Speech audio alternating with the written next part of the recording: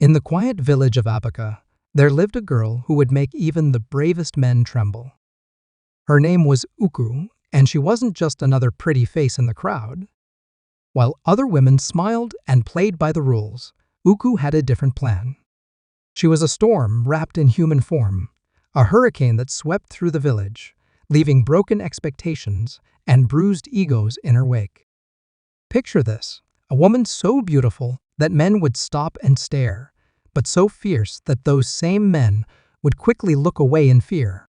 Uku wasn't just different, she was a force of nature. Her eyes burned with a rage that spoke of untold stories. Her fists were weapons that could silence any man who dared to challenge her.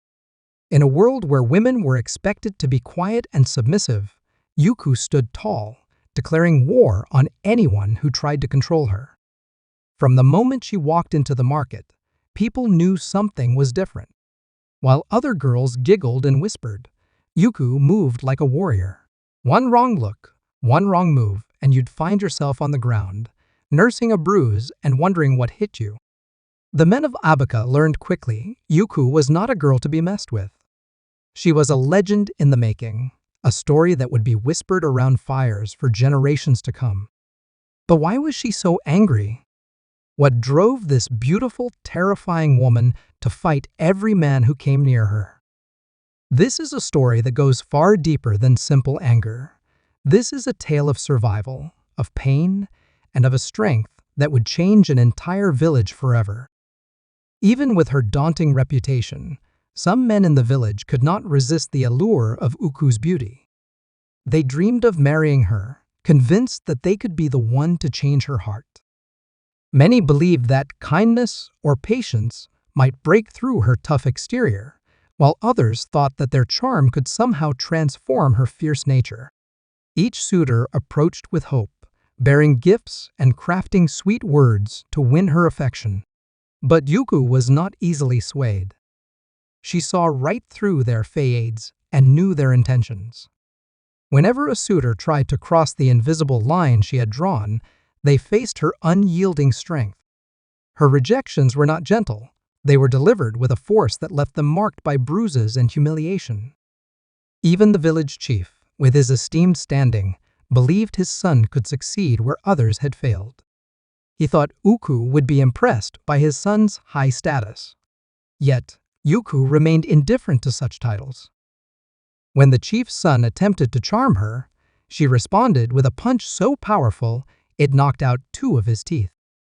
The chief's son returned home nursing his wounds, a stark reminder of Uku's resolve.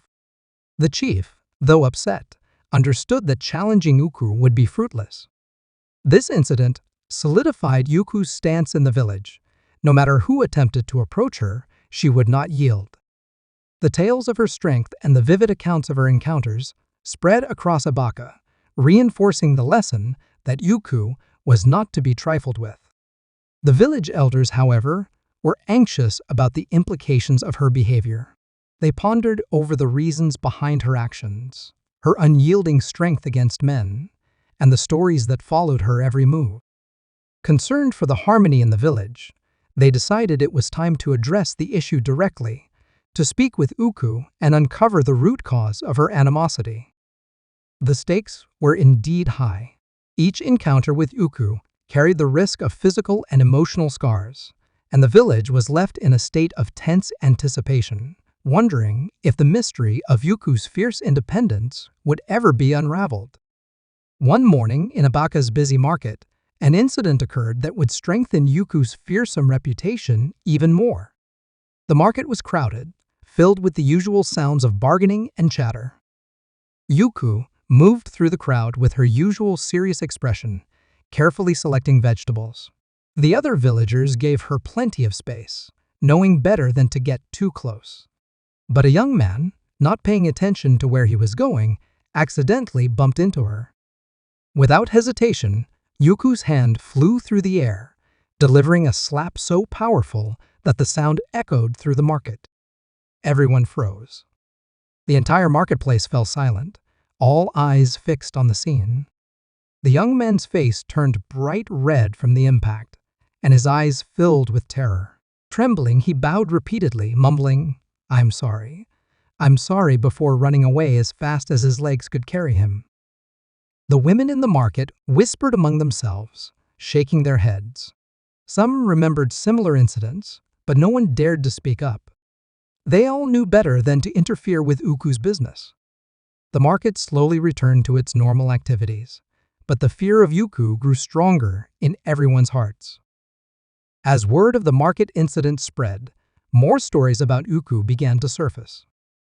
People talked about how she had fought off 3 men who tried to block her path near the river. Others spoke of how she had chased away a group of drunk men who had whistled at her, leaving them with black eyes and broken pride. Each story added to her legend. The village elders tried to intervene, calling meetings to discuss the situation. They invited respected members of the community to speak with Uku, hoping to understand her behavior. But each attempt failed. When men came to reason with her, they left with bruises. When women tried to talk to her, Uku simply stayed silent, her eyes filled with a mixture of anger and something deeper that no one could quite understand. One wealthy trader thought he could win her over with expensive gifts. He brought her silk from distant lands, golden jewelry, and rare spices. Uku took one look at his offerings and threw them in the dirt. When he protested, she gave him a black eye that lasted for weeks. After that, even the richest men in the village knew that neither money nor status could protect them from Uku's fists. Young girls in the village began to look up to Uku secretly. They admired her strength and independence, though they dared not show it openly. Some even tried to copy her confident walk and fearless attitude, but none could match her fierce spirit. The older women worried that Uku's influence might affect their daughters, making them too rebellious against tradition. As the seasons changed, Uku's reputation only grew stronger.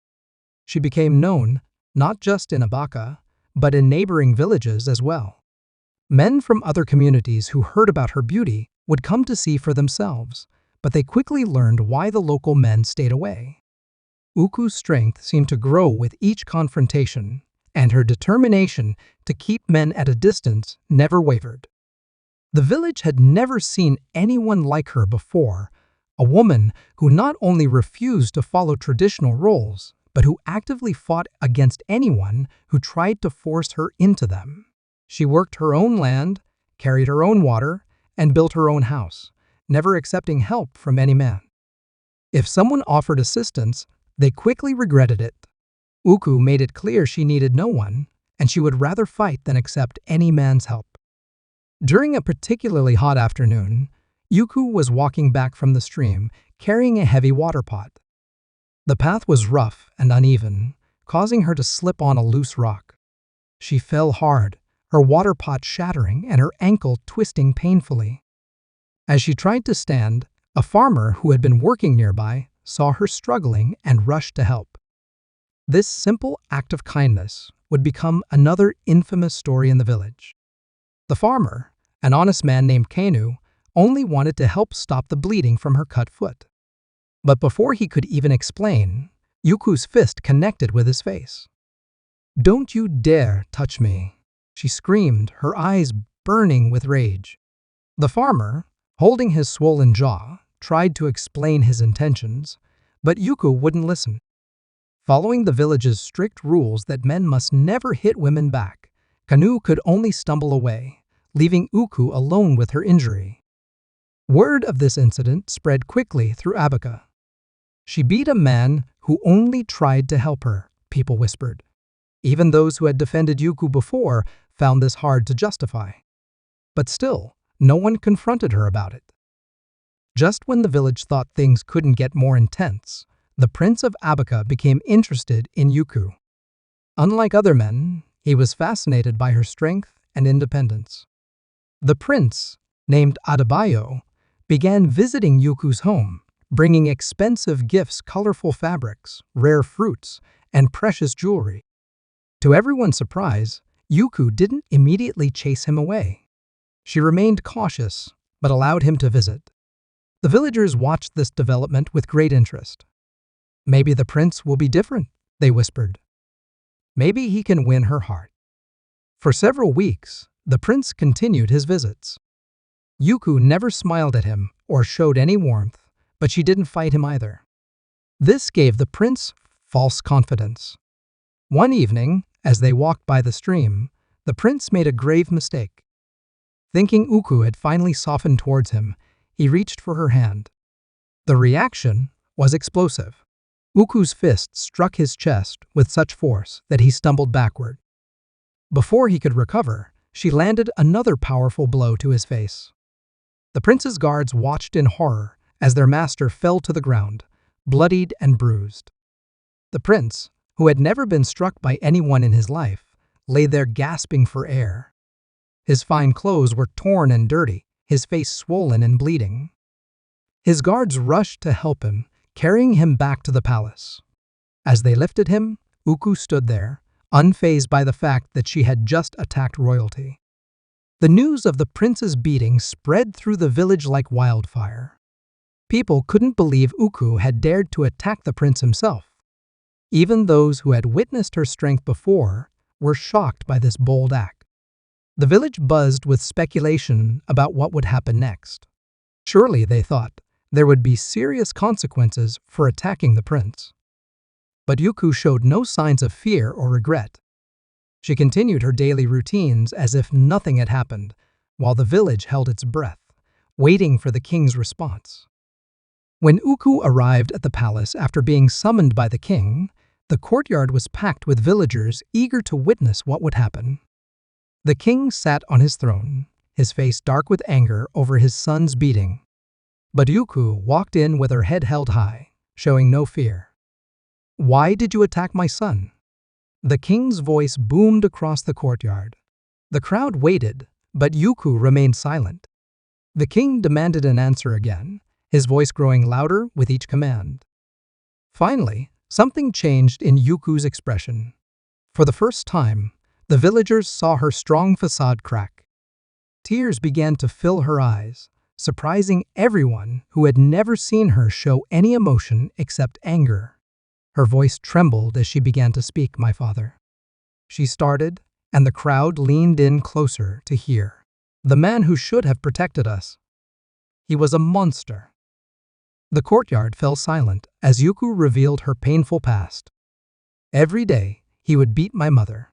He treated her worse than an animal. If she tried to speak up, he would threaten her until she became quiet. She lived in constant fear."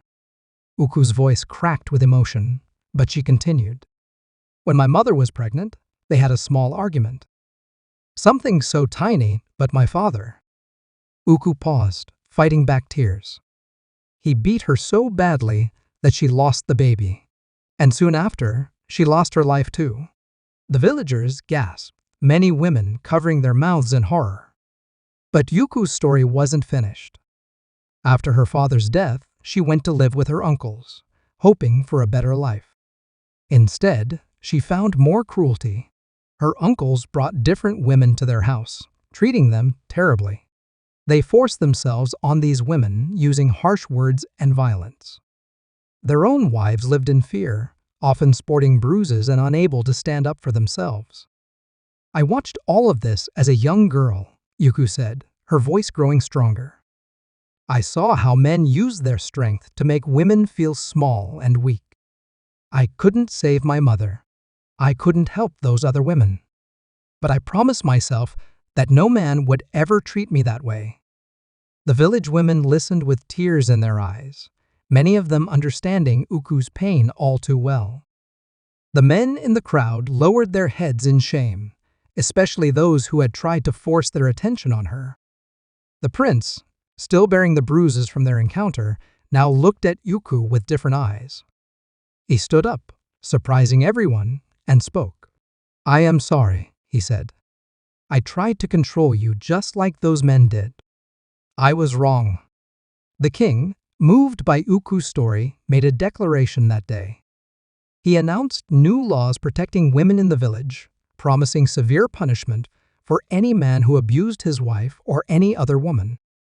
Yuku's uncles were brought to justice for their crimes. Over time, Yuku's story changed the village. Women began speaking up about their own experiences with abuse. Men started treating their wives with more respect, remembering Uku's strength and the pain that had created it. The prince, true to his word, showed Uku that not all men were like her father and uncles. He approached her with respect, never trying to control or dominate her. Slowly, very slowly, Yuku began to trust him. When they finally married, it was as equals, not as a man controlling a woman. Yuku's story became a lesson passed down through generations in Abaka. She wasn't just the girl who fought men, she was the woman who fought against abuse and helped change how an entire village treated its women. Her strength had come from a place of deep pain, but it had created lasting change. Thank you for listening to the incredible story of Uku, a woman who transformed her pain into power and changed an entire village's understanding of respect and equality. Her journey shows us that strength isn't about physical power, but about courage, resilience, and standing up for what's right. If you found this story inspiring, we have so much more to share. Our channel brings you powerful tales from around the world that challenge your thinking and touch your heart. Don't miss out on more incredible stories like Uku's. What did you learn from Uku's story? Drop your thoughts in the comments below. Smash that subscribe button so you never miss our next amazing storytelling video. If this story moved you, give us a big thumbs up and share with someone who needs to hear about true strength and courage. Want more incredible stories that will make you think, feel, and see the world differently? Hit subscribe and turn on ALL notifications. We release new videos every week that will blow your mind and inspire your soul. See you in the next story. Until then, remember true strength comes from healing, not hurting.